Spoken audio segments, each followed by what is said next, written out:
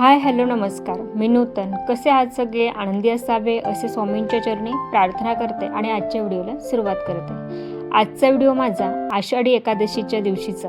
या दिवशी सकाळपासून मी काय कामं केली, कोणता फराळ केला, पूजा कशी केली आणि त्यानंतर शॉपिंगला जाऊन काय अनुभव आला, हे सगळं आजच्या व्हिडिओमध्ये मी तुमच्यासोबत शेअर करणार आहे.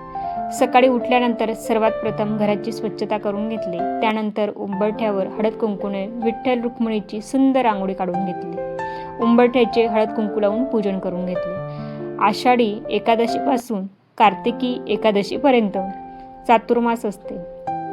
या 4 महिन्यात देवघरासमोर, उंबरठ्यावर आणि अंगणात गोपदमची रांगोळी काढायला पाहिजे, अशी श्रद्धा आहे की यामुळे भगवान विष्णूंची कृपा घरावर कायमस्वरूपी राहते. म्हणून मी ही देवघरासमोर आणि उंबरठ्यावर गोपदमची रांगोळी काढली. यानंतर एकादशीचा फराळ बनवायला सुरुवात केली. काही जण एकादशीचा उपवास करतात तर काही करत नाही. पण जे करत नाही त्यांच्यासाठी सांगते की धार्मिक ग्रंथामध्ये एकादशीच्या दिवशी भात खाणे टाळावे असे सांगितले जाते की या दिवशी भाताचा एक कण खाणे म्हणजेच एक किडं खाणं आणि किडं मरण्याचं पाप आपल्याला लागत असते. त्यामुळे भात खाणं टाळलं पाहिजे. या दिवशी मी पूर्णपणे फराळच करते.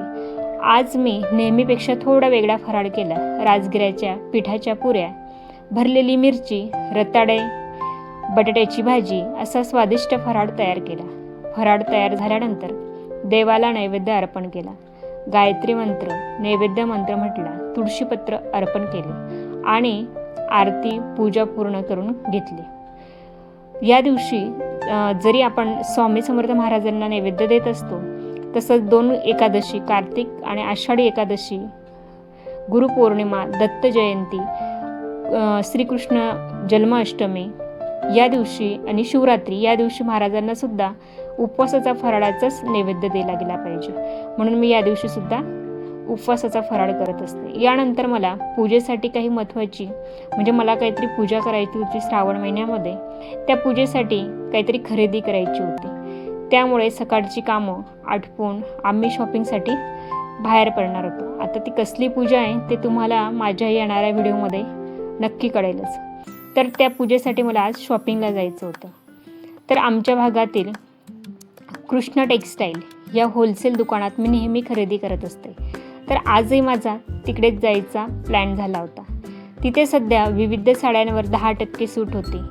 अनेक सुंदर रंग, डिझाईन पाहायला मिळाले आणि माझी गरज म्हणजे माझं साडी घेण्याचं बजेट होता तो थोडा वेगळाच होता. त्यामुळे तिथे काहीतरी मान्सून धमाक्याची ऑफर होती, 10% सूट होती. पण मला 1 किंवा 2 साड्या नको होत्या. तर एकाच डिझाईनच्या म्हणजे कलर वेगळे असले तरी चालेल, पण जास्त प्रमाणात त्या साड्या हव्या होत्या. ऑफरमध्ये असलेल्या साड्या फक्त 1-2 पीसमध्येच उपलब्ध होत्या. त्यामुळे मला त्या साड्या घेणं शक्य झालंच नाही आणि त्या घेतल्याच नाही मग मी. त्यानंतर मी दुकानातल्या ओळखीच्या ताई आहेत, त्या माझ्या नेहमी साड्या घेत असते, तर त्यांच्याशी माझी ओळख झाली आहे. मी त्यांना सांगितलं की जास्त क्वांटिटीमध्ये लागणाऱ्या साड्यांवर ऑफर नाही का, त्या नियमित किमतीत मिळतील असं त्यांनी मला सांगितलं की नाही, ज्या काही ऑफरमध्ये साड्या आहेत ना त्या फक्त 1 पीसमध्ये ज्या उरलेल्या साड्या असतात ना त्याच ऑफरमध्ये दिल्या जातात. पण तुम्हाला जास्त क्वांटिटीमध्ये पाहिजे आहेत ना तर तुम्हाला त्या ऑफर नसलेल्या साड्याच घ्याव्या लागतील आणि त्याच्यात तुम्हाला हवे तेवढ्या क्वांटिटीमध्ये मिळतील. मला ते मान्य झालं. मला फक्त एकच डिझाईनच्या पण वेगवेगळ्या रंगाच्या साड्या हव्या होत्या, त्या त्यांनी मला काढून दिल्या आणि मी त्या आवश्यक तेवढ्या साड्या घेतल्या. सगळ्यांसाठी साड्या घेतल्यानंतर आहोंनी मला सांगितलं, तुझ्यासाठी ही एक साडी बघ बरं.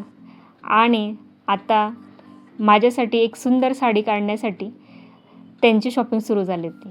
तसंच मी माझ्यासाठी एक सुंदर साडीसुद्धा काढून घेतली आणि माझी ही कृष्ण टेक्स्टाईलमध्ये जी काही शॉपिंग होती ना साड्यांची ती करून झालीच होती. त्यानंतर मुलांसाठी नवीन कपडे घ्यायचे होते. आता पूजेसाठी माझ्यासाठी नाही तर सगळ्यांसाठीच घ्यायचा असा आमचा प्लॅन ठरला. तर मुलांसाठीही घ्यायचं होतं म्हणून आम्ही नाशिकच्या सिटी सेंटर मॉलजवळ काठियावाड दुकानात गेलो. ते 50% तर 60% सूट होतं. मी आता गेट नंबर 2मध्ये आम्ही गेलो तर तिथे बोलण्यात आमचं लक्षच नाही, तर ते फक्त महिलांसाठी ड्रेस होता. म्हणून मी म्हटलं की ठीक आहे, आपण माझ्यासाठी तरी एक ड्रेस बघूया असं म्हणून. काही ड्रेसवर 50% सूट होते, पण ड्रेसची किंमत जर पाहिली ना तर ती होती 6,000 3,000. आता ड्रेस कसे आहेत तुम्हालाही या व्हिडिओमध्ये दिसतच असेल. बरेचसे ड्रेस मी पाहिले, पण ते मला बिलकुलही आवडले नव्हते. जर किंमतीचा विचार केला तर ड्रेसची क्वालिटी एवढी छान नव्हती. तरीही मी बऱ्याच प्रकारचे तिथे ड्रेस नवीन पाहण्याचा प्रयत्न केला. आता त्या दादांनी मला बरेच ड्रेस दाखवले, पण मला पाहिजे ते नव्हते. म्हणून त्या ताईंनी सांगितलं की ठीक आहे, मी तुम्हाला दाखवते. म्हणून त्यांनी मला बरेच ड्रेस दाखवले, पण त्यांची किंमत होती 5,000 ते 6,000 रुपये आणि ऑफर धरून त्यांची प्राईस येत होती 3,000पर्यंत. आता 3,000च्या मानाने सुद्धा ते ड्रेस एवढे छान वाटतच नव्हते. पण आता ड्रेस तर मला फारसे आवडले नव्हते. शेवटी रोजच्या वापरासाठी योग्य असा एक साधा आणि छान ड्रेस मी निवडला आणि माझी शॉपिंग इथेच संपवण्याचा मी प्रयत्न करून घेतला. तर त्यानंतर मला आता मुलांसाठी ड्रेस घ्यायचे होते. यानंतर मुलांसाठी ड्रेस पाहण्यासाठी आम्ही वेगळ्या गेट नंबर 3मध्ये जावं लागतं. तिथे गेलो आणि मुलांच्या आवडीनुसार क्वालिटी तर चांगलीच होती ड्रेसांची. आणि त्यानंतर म्हटलं तर इथेही 50% ऑफच होतं त्यांचं. आता मुलं मोठी झाली आहेत, त्यामुळे त्यांच्या आवडीप्रमाणे त्यांनी स्वतःचे ड्रेस निवडले. मुलांची खरेदी चालूच होती. मुलं मोठी झाली ना, आता त्यांचं असं असतं, मला जे आवडायचे ते त्यांना आवडत नाही, त्यांना जे आवडतं ते आपल्याला आवडत नाही. म्हणून आम्ही ठरवलं की त्यांच्या आवडीनुसार त्यांना काढू द्यायचे. म्हणून त्यांनीही हवे तेवढे ड्रेस घेतले. मुलांची ही शॉपिंग सुरूच होती. त्यांनी त्यांच्या आवडीनुसार ड्रेस काढले. आता त्याच्यानंतर नंबर होतात त्यांच्या पप्पांचा. आता सगळ्यांचे ड्रेस घेऊन झाले, तर तुमच्यासाठीही आणि पूजेला लागणार आहे म्हणून तुम्हीही एक ड्रेस काढावा असा माझा आग्रह होता आणि त्यानुसार सुद्धा त्यांनी एक ड्रेस घेतला. तर आजची ही शॉपिंग कोणत्या पूजेसाठी मी केली आहे ते तुम्हाला येणाऱ्या व्हिडिओमध्ये नक्की सांगणार आहेत. तर अशा प्रकारे आमची आषाढी एकादशीची पूजा, फराळ आणि शॉपिंग पूर्ण झाली. तर आजचा माझा हा व्हिडिओ तुम्हाला कसा वाटला हे मला कमेंट करून नक्की सांगा. व्हिडिओ आवडला असेल तर लाईक करा, शेअर करा आणि चॅनलवर नवीन असाल तर चॅनलला सबस्क्राईब करायला विसरू नका. पुन्हा भेटूया अशाच एक नवीन व्हिडिओमध्ये. तोपर्यंत बाय बाय.